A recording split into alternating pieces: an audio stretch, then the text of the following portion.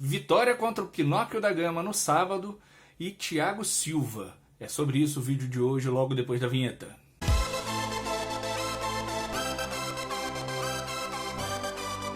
Fala galera, saudações tricolores, tudo bem com vocês?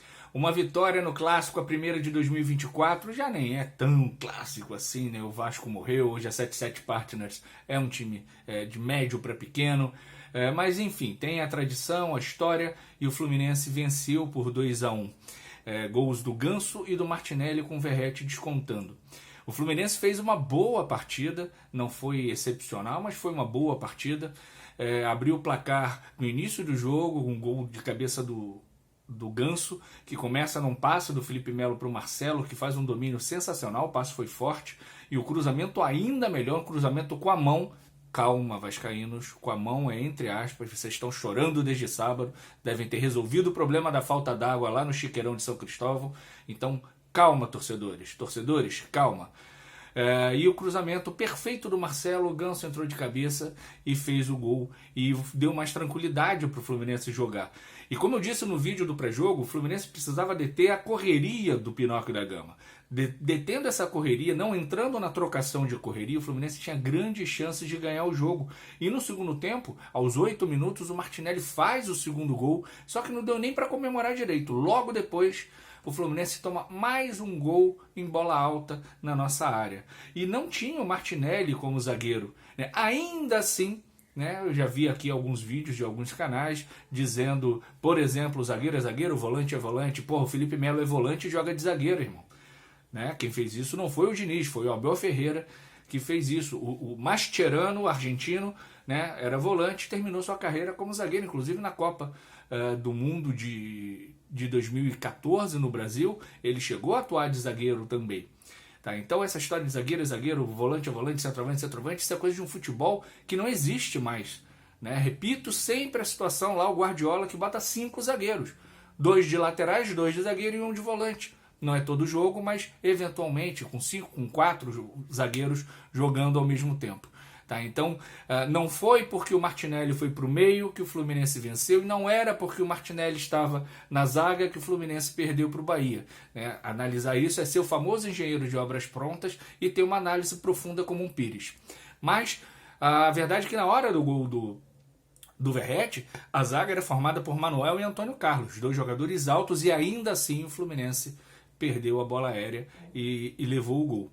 Mas conseguiu controlar bem o jogo. O Vasco ainda teve um gol anulado, bem anulado, né, no impedimento.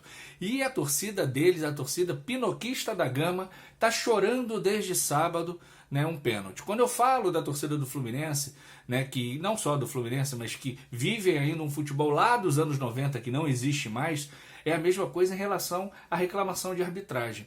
Né? Como choram, né, essa turminha lá de São Cristóvão e também a do bairro, né, são muito chorões. O lance do Manuel não é pênalti nem aqui nem em lugar nenhum. Primeiro que ele não tem ampliação corporal com o braço, ele não abriu o braço estava à frente do corpo dele. A proximidade do jogador também influi na hora da tomada de decisão da arbitragem. Então, se você não tem ampliação corporal, se ele não leva a mão à bola e se a distância do chute para o zagueiro é curta, não é pênalti. É simples, é muito simples. Mas como eles sempre têm que botar a culpa em alguém que não neles mesmos quando perdem, eles estão chorando, inclusive o misógino treinador deles, né, falando um monte de bobagem, né, dizendo que o Maracanã não estava cheio. Isso é um problema nosso e da nossa torcida. Tá? Você veio da Argentina, seja bem-vindo ao Brasil, mas não para ser misógino e não para ficar falando do time dos outros. Cala a tua boca e faz o seu trabalho, que é ruim, diga-se de passagem, é bem ruim. Tá? O time não ajuda, mas o seu trabalho é uma bosta também, Ramon Dias.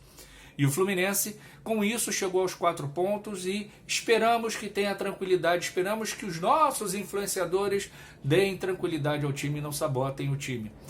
Então, uma grande vitória para o Fluminense, que no próximo jogo enfrenta o Corinthians em São Paulo, um jogo difícil. Mas antes do Corinthians, a gente tem o Cerro Porteño lá em Assunção, também muito difícil, pela Libertadores, onde uma vitória vai nos colocar na beira da classificação, já com muita tranquilidade, porque nós ainda vamos ter 2 jogos em casa também, contra o Cerro Porteño e contra o Aliança Lima na última rodada.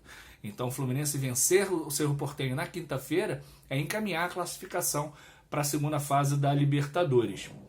O segundo tema de hoje é Thiago Silva. Sim, eu sei que você já deve estar falando, porra, não aguento mais essa novela do Thiago Silva. Mas tem duas coisas, três na verdade, a se dizer sobre o Thiago Silva.